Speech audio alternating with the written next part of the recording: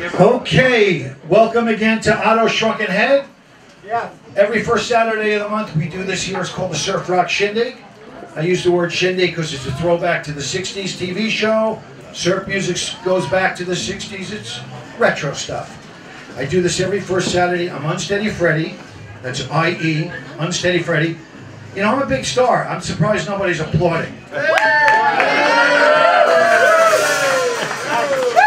YouTube channel, over 4-something thousand videos, 6.8 or 9 million video views now, and a lot of it is surf. I've been archiving it, so it's great. Check that out. And we do the shindig. We use 4 bands, and I do videos of each band, 1 or 2, and they hopefully approve it, and they're up within a day or 2, and that's what this is about. I'm here with a band from Red Bank, New Jersey, called Plato Zorba. Plato Zorba. Come on, let's hear it. And we're going to very quickly, because I don't want to interrupt, much more of the show. I'm going to show you what surf music is, right? A real quick lesson. We start with the surf beat. What's your name? John. John. Okay. But he's going to show you what the surf beat, which is pretty much 1, 2. 1, sort of. Give us a surf beat. Come on.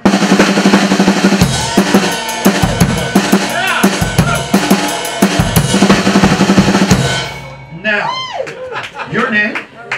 Joe. Joe. Now, Joe's bass player, as you can see, once the surf beat starts, let me hear what you would do to a surf beat that fast. Go ahead. Just play a few.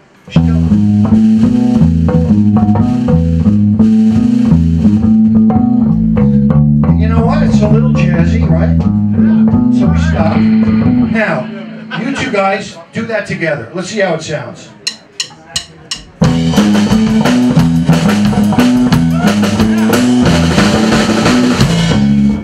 That's it. That's it. All right. Let's see. Your name? I'm Robbie. Now, 2 things I'm going to ask him to do, and then they're going to take all of this and they're going to start playing a song. It's going to be magical. Remember we talked. First of all, what's the most important thing going on behind a surf guitarist? It's the reverb. Reverb. How would you, one sentence on reverb. Come on. What would you say, how would you describe reverb in words? Wet. Wet, dripping, right? That's right. Do you know the Ventures in their early records do that sound, and they're so popular in Japan. This is true, Ventures. So popular that in Japan there is a word for the sound that they do, which we're going to do in a minute, and it's called teka teka teka. It is. They literally have this word in Japan. Words, I think. Anyway, are you familiar with that? I'm not familiar. Anyway, first thing we want you to do is play what I kind of call a sunset chord. It's a beautiful chord with reverb, and it makes you think like you're sitting on a beach watching the sunset or the sunrise. We'll call it a sunset chord. Give us one beautiful chord.